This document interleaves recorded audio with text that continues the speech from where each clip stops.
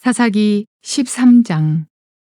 이스라엘 자손이 다시 여호와의 목전에 악을 행하였으므로 여호와께서 그들을 40년 동안 블레셋 사람의 손에 넘겨주시니라.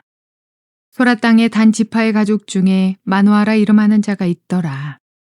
그의 아내가 임신하지 못함으로 출산하지 못하더니 여호와의 사자가 그 여인에게 나타나서 그에게 이르시되, 보라, 네가 본래 임신하지 못함으로 출산하지 못하였으나 이제 임신하여 아들을 낳으리니 그러므로 너는 삼가 포도주와 독주를 마시지 말며 어떤 부정한 것도 먹지 말지니라. 보라, 네가 임신하여 아들을 낳으리니 그의 머리 위에 삭도를 대지 말라. 이 아이는 태에서 나옴으로부터 하나님께 바쳐진 나실인이 됨이라. 그가 블레셋 사람의 손에서 이스라엘을 구원하기 시작하리라 하시니, 이에 그 여인이 가서 그의 남편에게 말하여 이르되, 하나님의 사람이 내게 오셨는데 그의 모습이 하나님의 사자의 용모 같아서 심히 두려움으로 어디서부터 왔는지를 내가 묻지 못하였고, 그도 자기 이름을 내게 이르지 아니하였으며, 그가 내게 이르기를, 보라, 네가 임신하여 아들을 낳으리니 이제 포도주와 독주를 마시지 말며 어떤 부정한 것도 먹지 말라. 이 아이는 태에서부터 그가 죽는 날까지 하나님께 바쳐진 나실인이 됨이라 하더이다 하니라. 마노아가 여호와께 기도하여 이르되, 주여 구하옵나니 주께서 보내셨던 하나님의 사람을 우리에게 다시 오게 하사 우리가 그 낳을 아이에게 어떻게 행할지를 우리에게 가르치게 하소서 하니, 하나님이 마노아의 목소리를 들으시니라. 여인이 밭에 앉았을 때에 하나님의 사자가 다시 그에게 임하였으나 그의 남편 마노아는 함께 있지 아니한지라. 여인이 급히 달려가서 그의 남편에게 알려 이르되, 보소서, 전일에 내게 오셨던 그 사람이 내게 나타났나이다 하매, 마노아가 일어나 아내를 따라가서 그 사람에게 이르러 그에게 묻되, 당신이 이 여인에게 말씀하신 그 사람이니까 하니, 이르되 내가 그로다 하니라. 마노아가 이르되, 이제 당신의 말씀대로 되기를 원하나이다.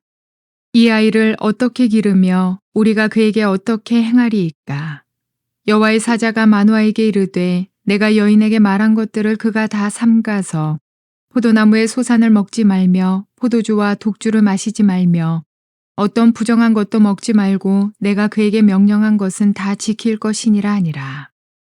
마노아가 여호와의 사자에게 말하되, 구하옵나니 당신은 우리에게 머물러서 우리가 당신을 위하여 염소 새끼 하나를 준비하게 하소서 하니, 여호와의 사자가 마노아에게 이르되, 네가 비록 나를 머물게 하나 내가 네 음식을 먹지 아니하리라.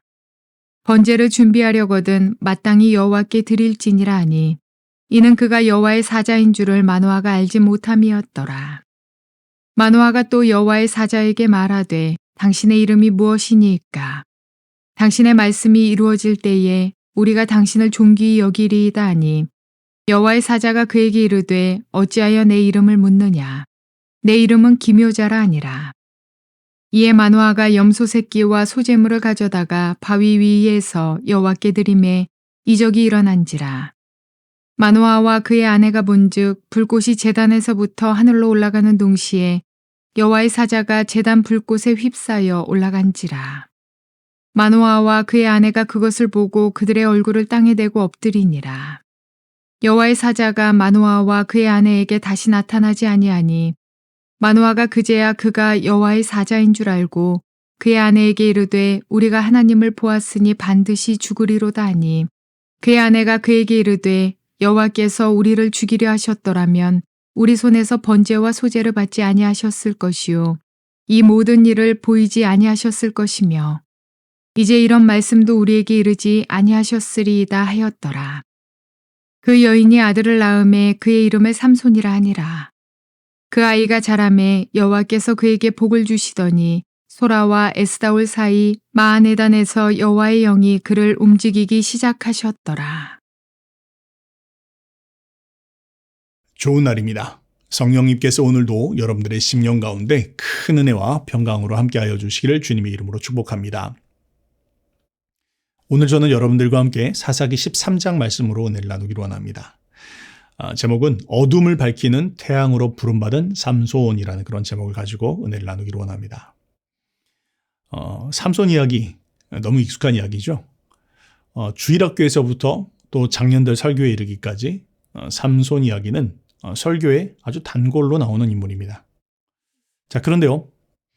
삼손의 이야기를 우리가 단편적으로 보통 많이 보기 때문에 사사기의 흐름 안에서 또 성경의 전체적인 조명 안에서 보는 것을 한번 생각해 볼 필요가 있습니다. 한번 우리 13장부터 해서 16장까지가 삼손에 대한 이야기인데요. 삼손의 이야기를 다시 한번 사사기의 흐름 안에서 한번 이해해 볼 수 있는 그런 시간들이 되기를 바랍니다. 삼손 이야기로 이제 들어갈 때 먼저 우리가 생각해야 될 배경이 있습니다. 한 민족에 대한 이야기인데요. 바로 블레셋이라고 하는 민족의 이야기입니다. 우리가 보통 요즘에 신문에 보면 팔레스타인 사람들 이런 이야기 나오지 않습니까? 자, 그런데요. 성경이 지금 이야기하고 있는 이 블레셋은 오늘날의 그 팔레스타인 사람들은 아닙니다. 오늘날의 그 팔레스타인 사람들은 이집트라든지 요르단이라든지 이 주변에 있었던 아랍 사람들이 잠시 거기 들어가 정착해 살다가 그냥 국제법적으로 팔레스타인이라고 이름을 붙인 것이지 원래 지금 여기 성경에 나오는 팔레스타인 사람과는 아무런 연관이 없습니다. 자, 그러면 오늘 지금 본문에 들어가게 되면 나오게 되는 이 블레셋 사람들, 이 사람들은 누구인지를 우리는 먼저 알 필요가 있습니다. 자, 이 블레셋 사람들은요, 원래 가나안 땅의 원주민들은 아닙니다. 이스라엘 백성들이 가나안 땅에 들어갔을 때쯤 해서 그 전후로 들어와서 정착해서 살기 시작한 사람들이다라고 말할 수 있습니다. 자, 그럼 어디서 온 사람들이냐면요, 이 사람들은요, 지도를 한번 보시면 그리스의 밑에 있는 크레타 섬이라고 하는 그곳이 원래 이 사람들의 뿌리입니다. 그런데 그곳에서 살다가 그리스 본토 사람들이 밀려 내려오기 시작하면서 크레타 섬에서 미노아 문명이라고 하는 문명을 발달시켰던 이 사람들이 이제 흩어지게 되어집니다. 그렇게 흩어지게 된 사람들이 이 블레셋의 뿌리입니다. 자, 이 사람들이요, 흩어져서 어디로 가냐면 오늘날 터키의 소아시아 지역이라든지 이런 쪽으로 넘어와서 쭉 육로로 해서 가나안 땅으로 들어간 사람도 있고요.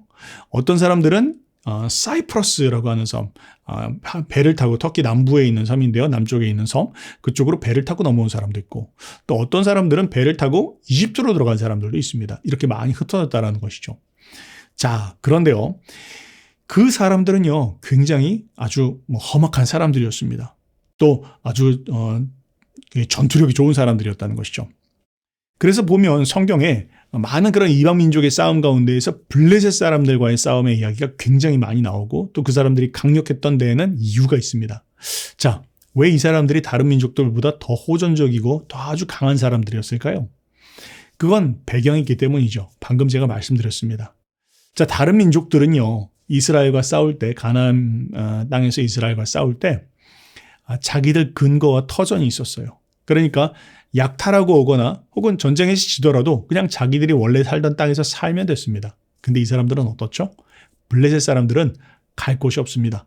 돌아갈 곳이 없어요. 고향을 뺏긴 사람들이에요. 그러니까 어떻게 되겠어요? 그냥 진짜 죽기 아니면 까무러치기를 가지고 싸웠겠죠. 그게 블레셋이 강했던 이유입니다. 물론 그거 말고도 철기 문명도 있고 여러 가지 이유가 있지만요. 가장 대표적인 그런 이유는 바로 그런 이유였을 것입니다. 자, 그런데요, 이제 이렇게 해서 이 사람들이 자리 잡은 땅이 어디냐면, 가나안 땅에서 지도로 봤을 때 서부, 그러니까 지중해와 면해져 있는, 전체에서는 남쪽이고 그 중에서도 지중해와 면해져 있는 그 땅입니다. 근데 이것이 상당히 나름 비옥한 땅입니다. 오늘날 우리 한국으로 이야기하면 호남 평야, 이런 그런 분위기죠. 그러니까 거기서는 아주 쌀도 많이 나고요. 또 좋은 그런 곡식도 많이 나는 곳입니다. 바로 그것이 오늘날의 가자지구이기도 하고요. 자, 그런데요, 원래는 이 땅은 유다 지파 사람들이 땅을 분배받은 땅입니다. 그런데 단지파도 이 사람들이 사는 땅 바로 근접해서 땅을 분배를 받게 되어집니다. 자, 그런데 이 바다 사람들, 그러니까 이 블레셋 사람들은요, 그냥 한 곳에 머물러 있었던 것이 아니라 계속 땅을 확장하고 싶었겠죠. 그렇게 해서 이 사람들은 계속해서 더 내륙으로 확장을 시도를 하는데 그런 가운데서 부딪힘이 많이 일어납니다.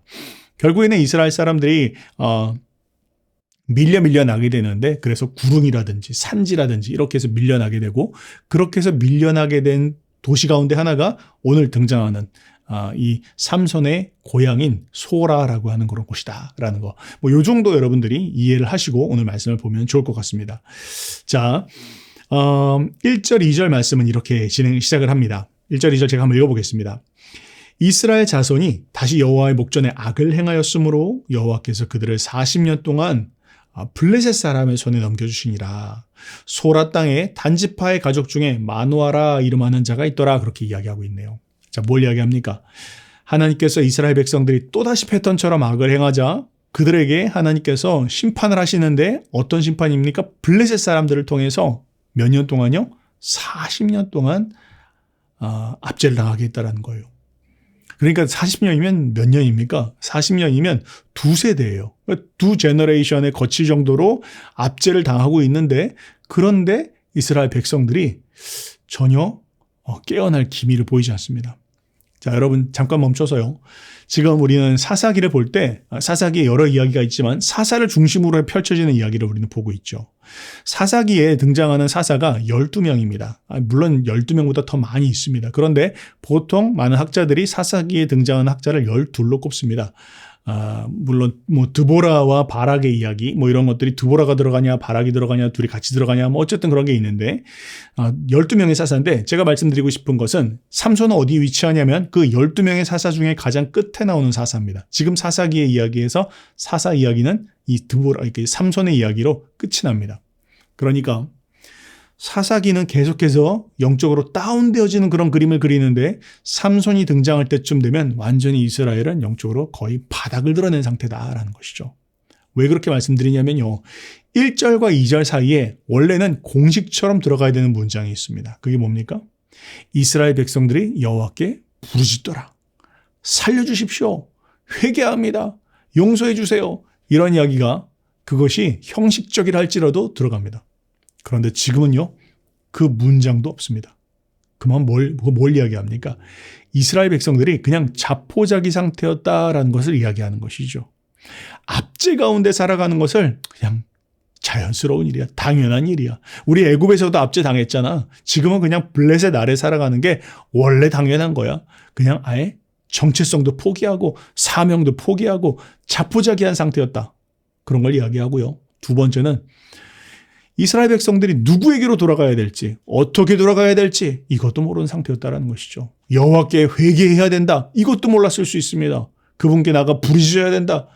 이런 영적으로 신앙적으로 완전히 바닥난 상태였다는 것이죠. 자, 여러분 우리가 한번 우리의 모습도 한번 돌아볼 필요가 있습니다. 지금 내 모습을 보면서 내가 우상 가운데에서 지금 혹은 하나님께서 축복으로 주신 것이 아니라 심판으로 주신 환경 가운데 살아가면서 그냥 이게 원래 그런가 보다 이렇게 살고 있지는 않은지 또 그 가운데에서 내가 여호와께 돌아가야 된다라는 인식도 하고 있지 않지 않은지 그분께 내가 회개해야 되겠다라는 마음도 없는 건 아닌지 이런 면들 우리가 돌아보아야 할 것입니다. 자, 그런데요.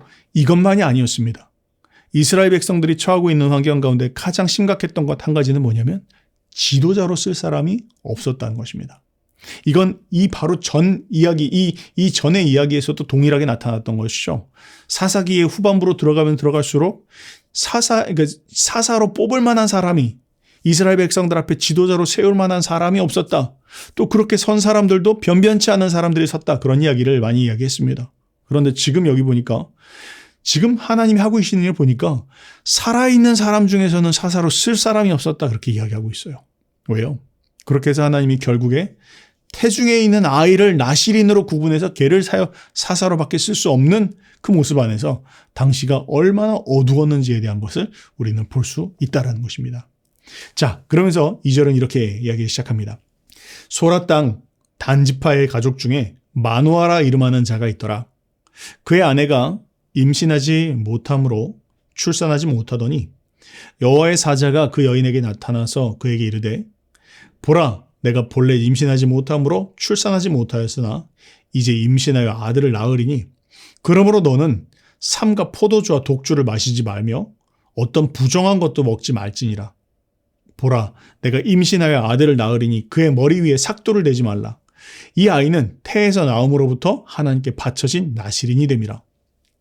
그가 블레셋 사람의 손에서 이스라엘을 구원하기 시작하리라 하시니 그렇게 이야기하고 있습니다. 자, 여기 몇 가지 중요한 것이 있습니다. 상황은 무엇입니까? 하나님께서 그런 지도자가 없는 상황 속에서 마노아라고 하는 사람의 아내에게 나타나서 하나님의 천사를 보내주셔서 지금 이렇게 이야기를 하신 것입니다. 네가 아이를 낳을 것이다. 원래 아이를 낳지 못하지만 그런데 네가 임신할 것이고 그래서 아이를 낳게 될 것이다. 근데 그 아이는 나실인이 될 것이고 그리고 나실인으로서 그 아이가 해야 될 일은 이스라엘을 블레셋 사람들의 손에서 구원하는 일을 할 것이다. 그러니 너는 이것을 주의해라 하고 그 여인이 주의해야 될 것을 이야기하고 또한 그 아이에게 주의해야 될 이야기를 지금 하고 있다라는 것이죠. 자, 그러면서 여기서 우리가 중요하게 봐야 될 부분은 이 아이를 나실인으로 선택했다라는 것입니다. 여러분, 나실인이 무엇입니까? 나실인은요, 특별히 하나님께 구별된 자들입니다. 성경에 보면 구별된 사람들, 대표적인 사람들이 레위 지파가 있습니다. 제사장들, 그리고 레위인들, 이 사람들이 레위 지파죠. 하나님의 일을 위해서 특별히 구별된 사람들입니다. 그런데 일반 지파들 가운데서도 이렇게 하나님께 구별되어서 헌신코자 하는 사람들이 있었습니다. 자, 그런 사람들이 주님께 헌신할 수 있는 기회가 있었는데 바로 이 나실인의 그런 규정이 있었다는 것이죠. 자, 일정한 기간을 서원할 수도 있고요. 혹은 어떤 사람은 평생을 서원할 수도 있습니다. 그런데 그렇게 서원을 하고 나면 이제 주님의 일을 위해서 봉사할 수 있게 되어집니다. 자, 근데 그때 지켜야 되는 몇 가지 중요한 규정이 있습니다. 민수기 6장을 보면 나실인의 규정이 여러 가지가 있는데 대표적인 것 3가지가 기억해야 될 것이 있습니다. 첫 번째는 뭐냐면 술을 마시지 말아야 합니다. 술은요, 포도주든 독주든 그 어떤 것도 안 되고 심지어는 포도와 비슷한 그 어떤 것, 그러니까 뭐 포도주, 포도즙, 포도식초, 포도, 건포도 이런 거 일절 안 된다. 왜요? 맑은 정신을 가지고 주님을 섬겨야 된다는 것이죠. 그리고 두 번째는 무엇입니까? 머리에 삭도를 내서는 안 됩니다. 머리를 잘라서는 안 된다는 것이죠. 여기에 대해서는 성경이 뭐라고 말하고 있지는 않습니다. 해석자들은 이야기하기를 자신의 머리가 어떻게 되든지 간에 오로지 하나님께 집중해라 라는 그런 의미가 아닐까라고 해석을 하기도 하고요.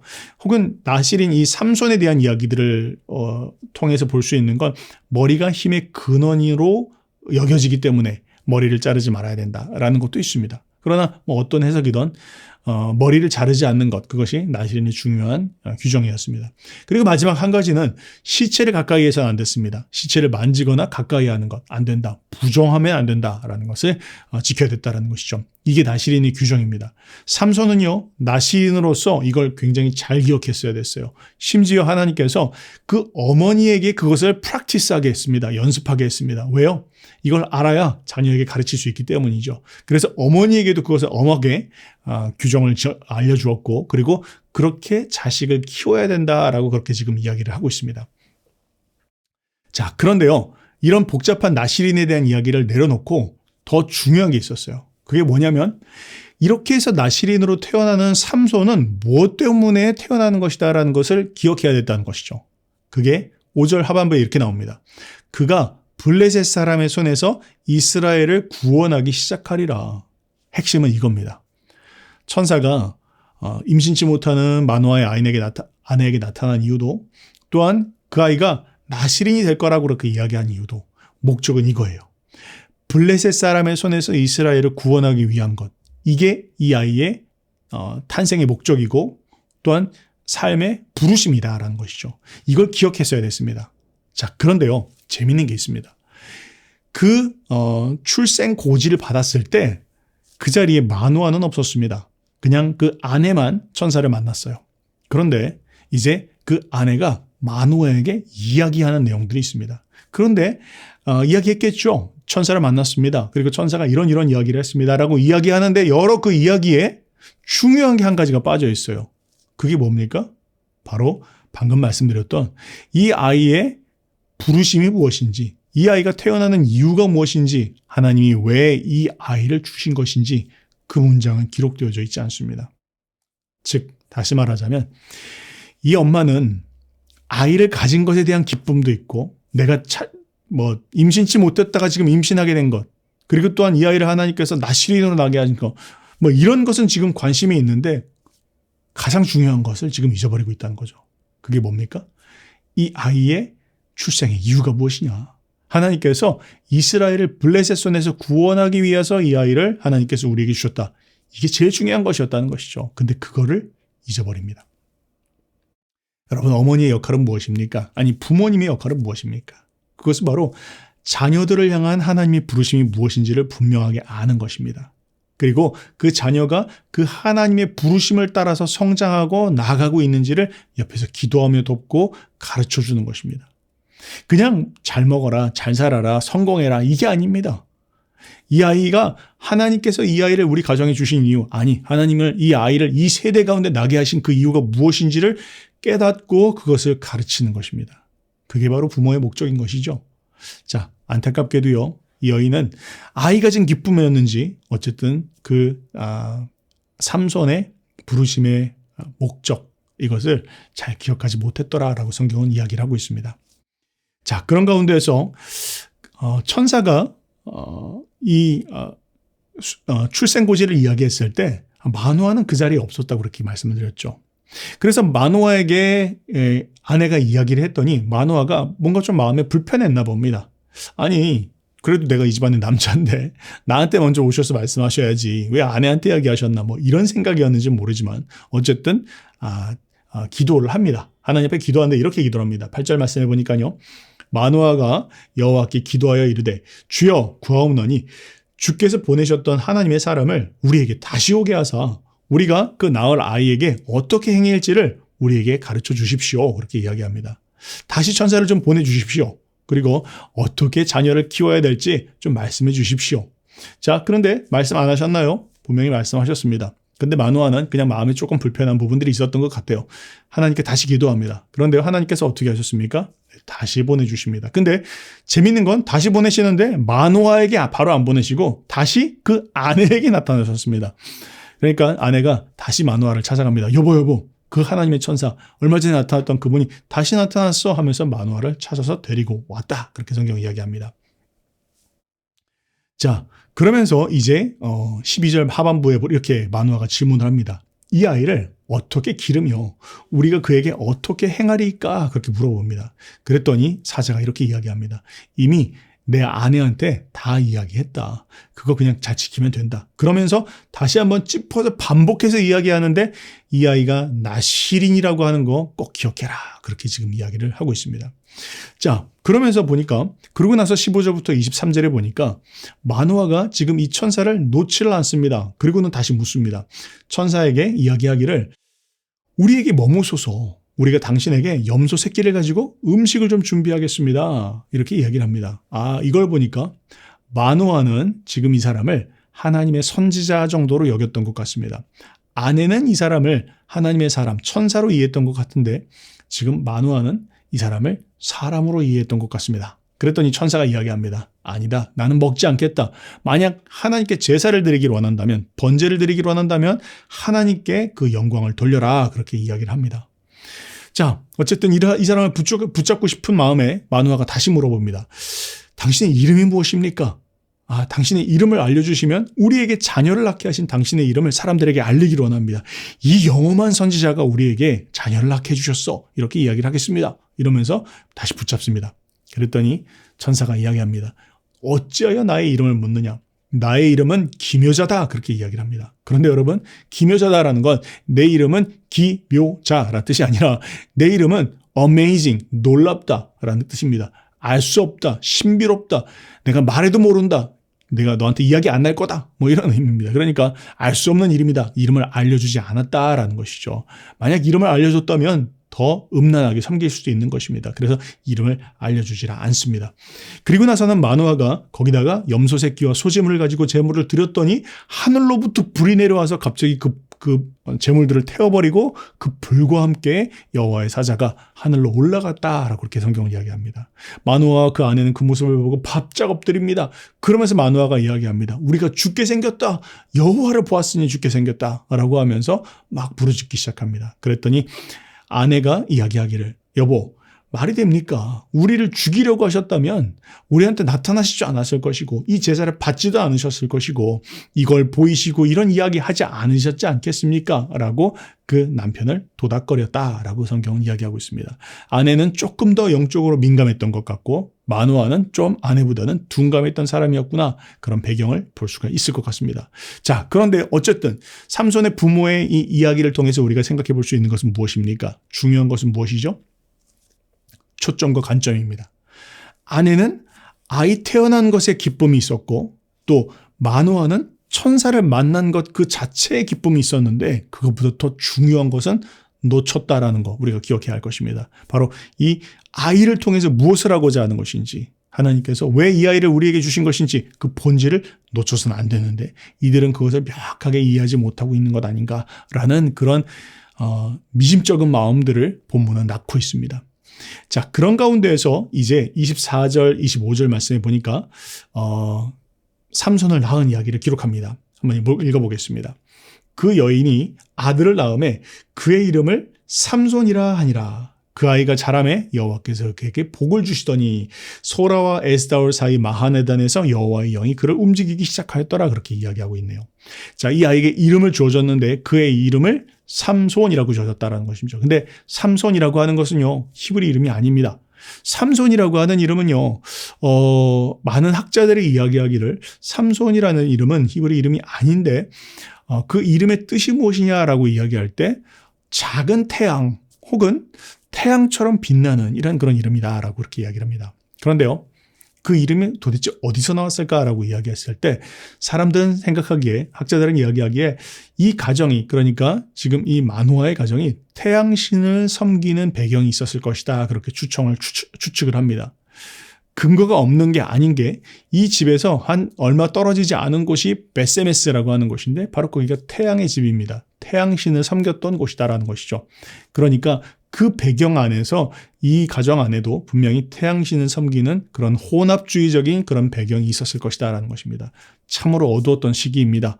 그러나 그럼에도 불구하고 하나님께서 그 가정 가운데 하나님의 사람을 보내주셨다는 건 정말 하나님의 전적인 긍휼이었습니다. 자, 또 어떤 그런 사람들은 해석을 하기를 왜 이 아이의 이름이 삼손이었을까라고 이야기했을 때 그 이름의 의미를 그 어머니가 지어줬다라고 이야기하는데 그 어머니가 아마 그 시대를 보면서 이렇게 영적으로 어두운 시대 가운데 하나님께서 이 아이를 통해서 이 세상을 밝혀주시기를 태양처럼 밝혀주시기를 하는 그런 마음과 기대를 가지고 이 아이에게 이런 이름을 지어줬을 것이다 라고 그렇게 해석을 하는 사람들도 있습니다. 이것도 그렇게 틀린 해석은 아닌 것 같습니다. 자, 그러면서 마지막으로 이제 하나님께서 본문에 보니까 그 아이에게 복을 주셨다 그렇게 나와 있습니다. 자, 복을 주셨다. 이 표현은요, 사사기에서 특이한 표현입니다. 사사들 가운데에서 12명의 사사 통틀어서 하나님께서 축복하신 사사는 이 삼손이 유일합니다. 그러니까 우리는 굉장히 기대하게 되죠. 맞습니다. 자, 사사기 13장 말씀, 이 삼손에 대한 이야기를 정리하면서 우리는 어떤 마음을 가져야 되냐면요. 기대하는 마음을 가져야 됩니다. 이 삼손이라고 하는 사람 굉장히 특별한 사람이구나. 하나님께서 태중에서부터 나실인으로 구분하셨고 또한 하나님의 특별한 방법을 통해서 계시를 주셨고 또한 이 아이를 축복하시는 그 모습을 보니 이 아이가 정말로 큰 일을 할 거구나라는 것을 우리는 기대하게 됩니다. 자, 그런 기대를 가지고 삼손의 이야기로 들어가야 됩니다. 자, 오늘 이야기를 마치면서 오늘 마지막으로 우리가 한 가지 기억해야 될 건 무엇입니까? 하나님께서 이런 혼합주의와 영적으로 어두운 시기 가운데에서 또 스스로 심지어는 부르짖지 않는 그런 시대임에도 불구하고 하나님은 당신의 백성들을 안타깝게 여기시고 긍휼히 여기셔서 하나님의 사람을 보내주셨다라는 것을 이야기하고 있습니다. 당신의 백성들을 향한 하나님의 마음이 있다라는 것이죠. 오늘 그 하나님의 마음을 묵상하면서 하나님 앞에 내가 부르짖지 못하고 있는 것은 아닌지 회개조차 하고 있지 않는 것은 아닌지 다시 한번 돌아보면서 하나님 앞에 우리의 마음을 돌이키는 그런 하루가 되었으면 좋겠습니다. 승리하시는 저와 여러분들 되시기를 주님의 이름으로 축복합니다.